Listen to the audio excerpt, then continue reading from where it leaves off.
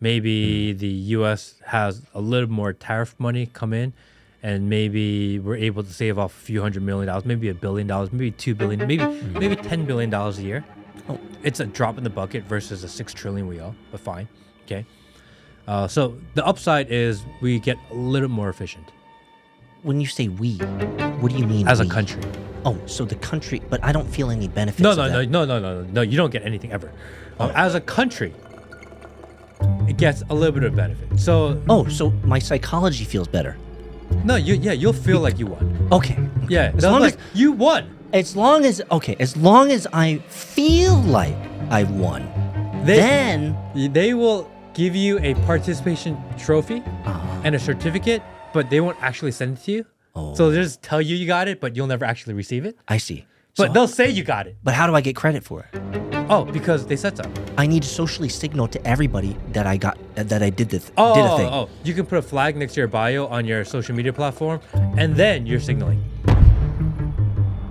There's noticeable patterns. Do you think that the world will split between East and West because of this, of kind of this trade war going on? I mean, China obviously has a foothold and a stronghold in all of Asia.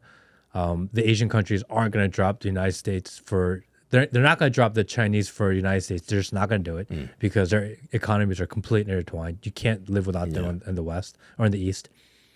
And in the West, you have the United States, and they actually don't do as much business with South America and Canada as they could. I don't know why. I've never actually figured that one out. Like, the United States is so interested in doing business in Europe and the Middle East and Asia and everywhere else, but yet they have this huge landmass called South America here, and they don't really focus on it as much, and they just kind of let it be its thing. Whereas China has very much integrated into the economies of everything Asia. Mm-hmm. You think we'll split the world in half? You think maybe instead of this one world government, are we seeing that maybe the pattern is that we're going to run to a two world government?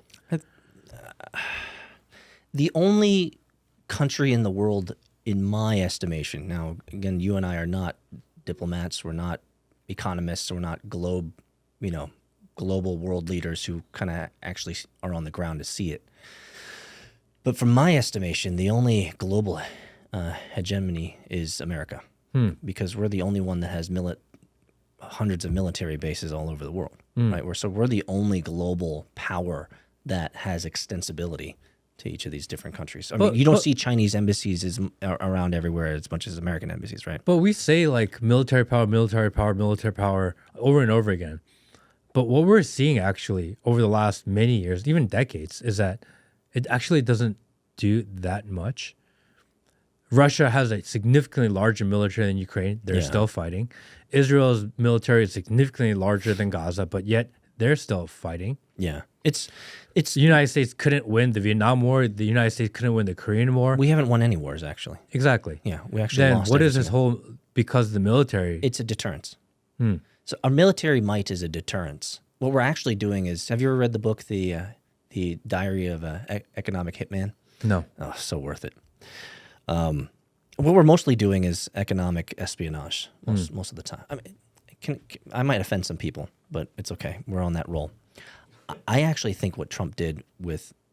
Have you ever read Art of the Deal? Mm-hmm. Okay. So then you know that what Trump did with the tariffs is completely the playbook of Art of the Deal.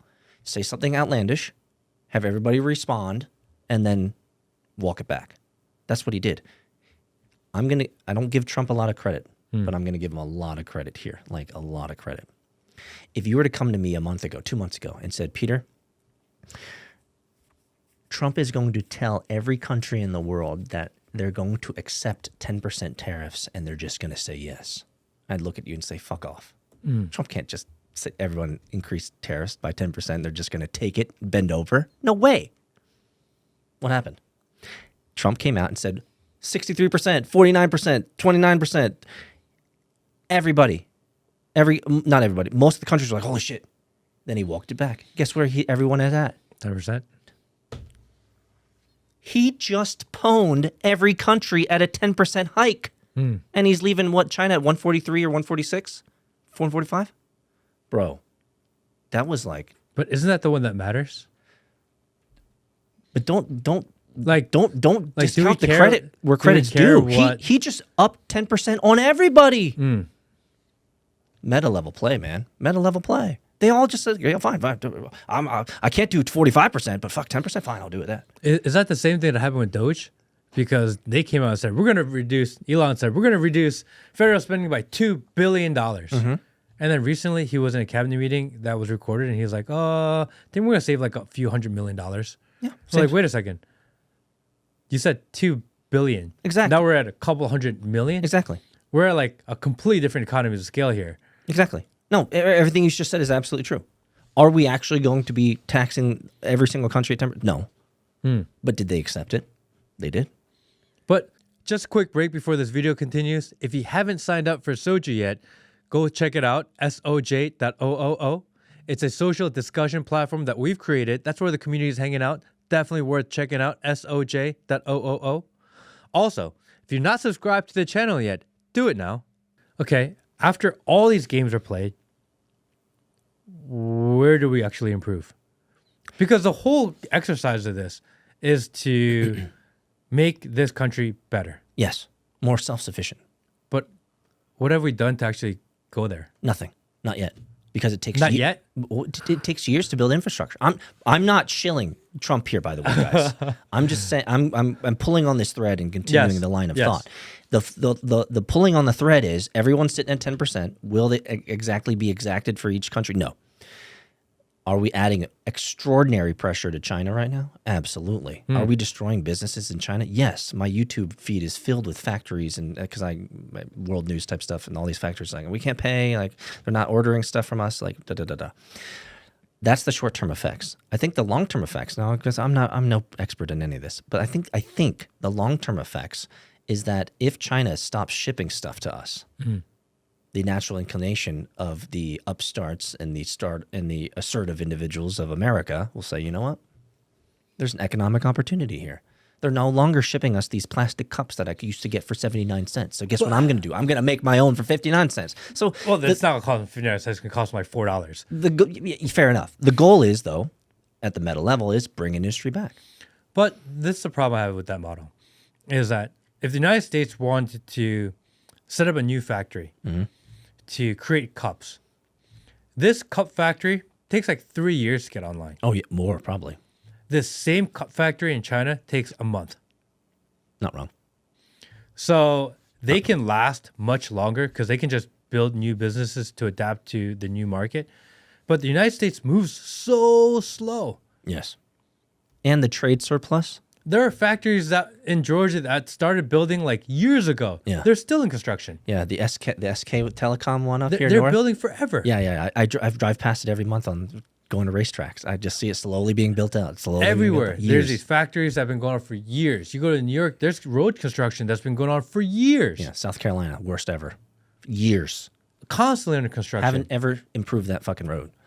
And then China, you go and like, oh, there's a broken road. Great. You go back 3 months later and it's like fixed. Yeah, but it's made of plastic. But then they make another one. Yeah, you're right. They change it every year. They just melt the plastic into the road. And every year they go back and remelt them. Yeah. Well, you're not wrong. I think one of the concerns, again, I'm no expert and it doesn't keep me up at night. It's not like I think about this a lot.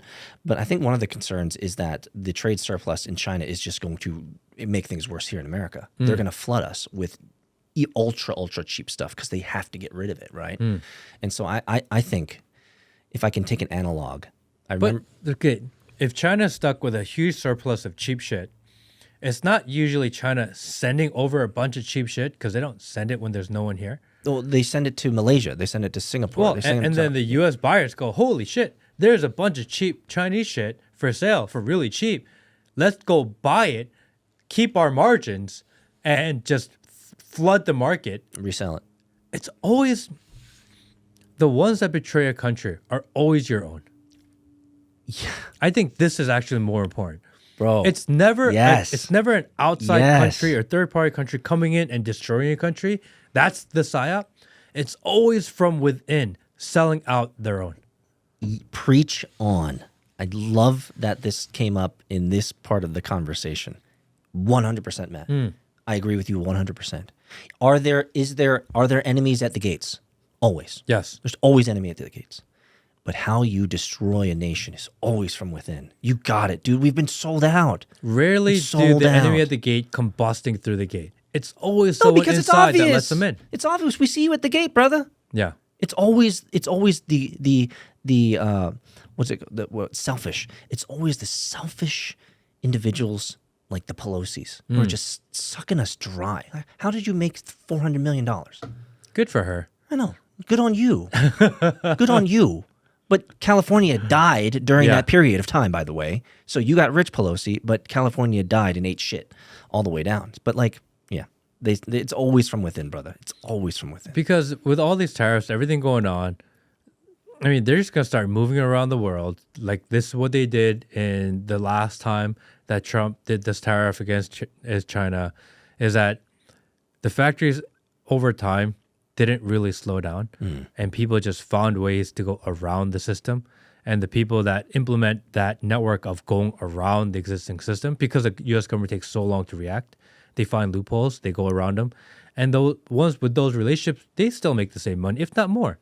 And at the end of the day, it's always the American consumer that gets screwed. And this is my concern, is that after all is said and done with this trade war, and yes, maybe we're putting a little pressure on China, fine. But in the short term and possibly the long term, because you never make that money back.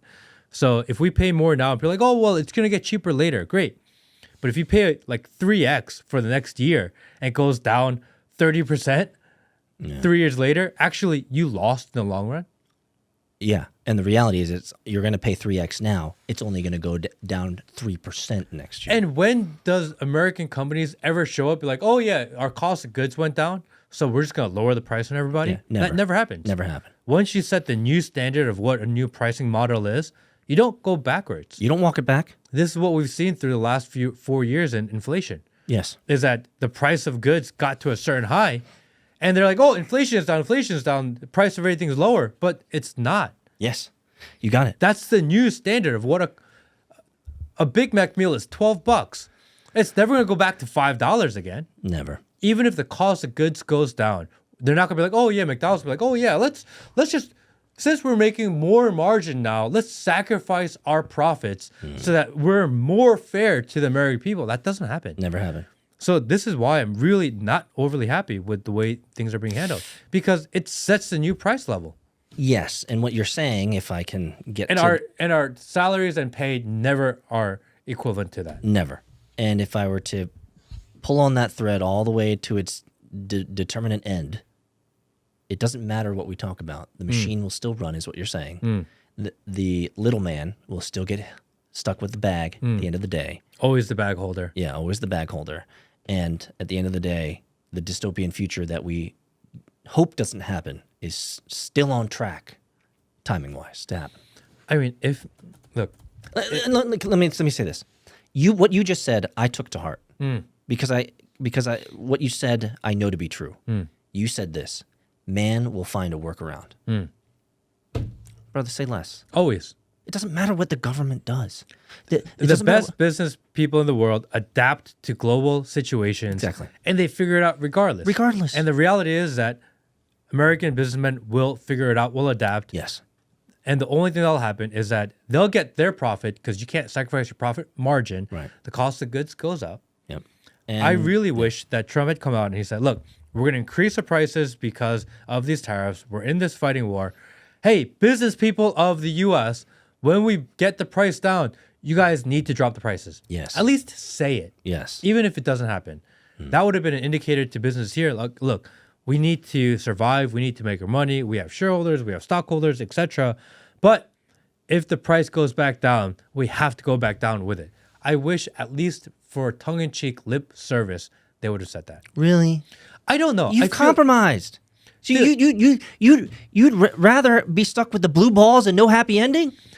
You have to at least put the indicator out there. You're basically conceding, I'm okay with you lying to my face. Well, because at least lie to me harder, Daddy. What's going to happen is that the prices are going to go up. They're going to get more margin. If the price of goods goes down, then their stocks go up because they have more profit. Oh, no. And then because they have a higher profit margin, you can't go back in profit margin. That's not how the stock market works. Yeah, you're not going to walk it back. Meaning that we are stuck at that new price level forever. Yeah, the little man gets stuck. I don't want to be stuck.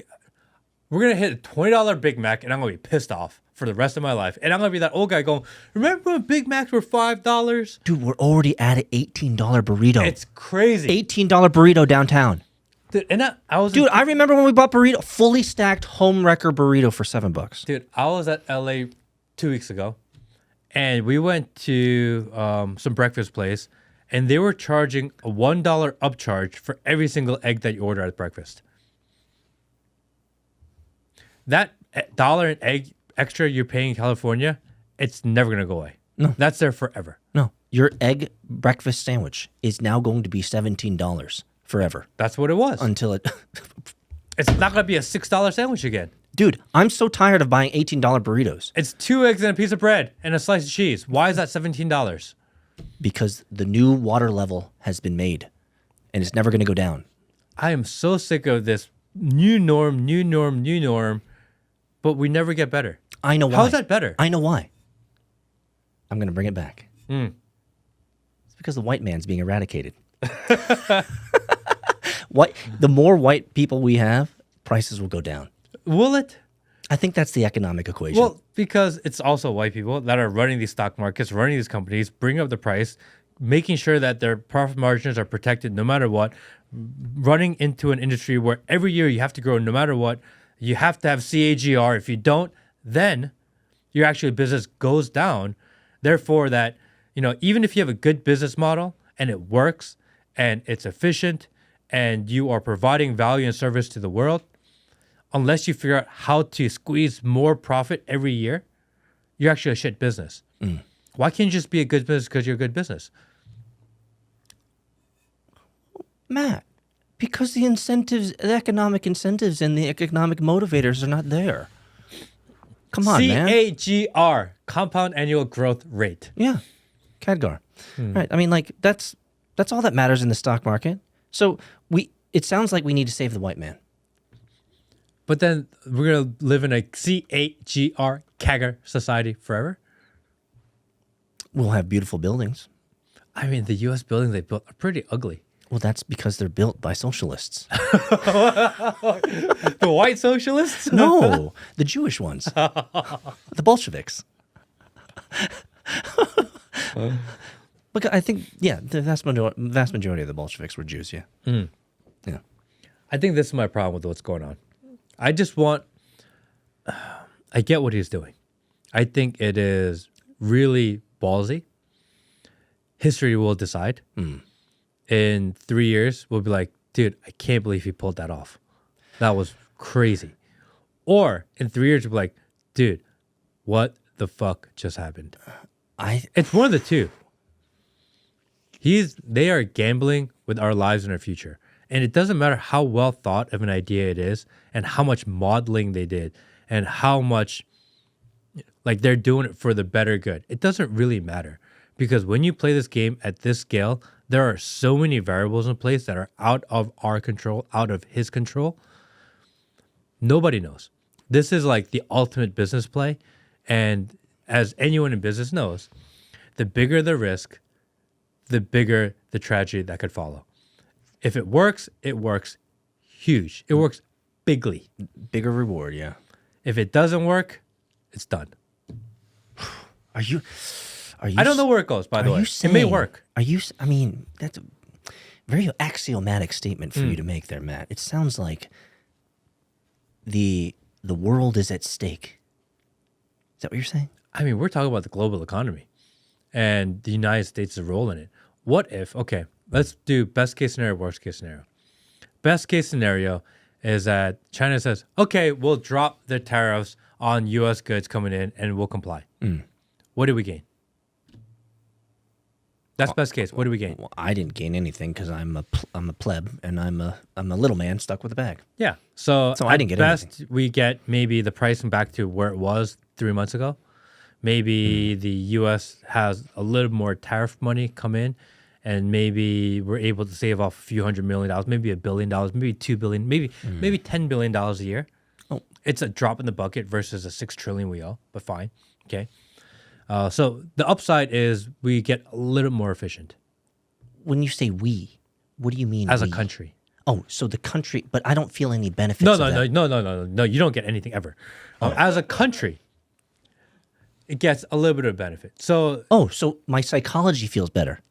no, you'll feel like you won. Okay. Yeah, As long like you won. as long as I feel like I've won, then They will give you a participation trophy and a certificate, but they won't actually send it to you.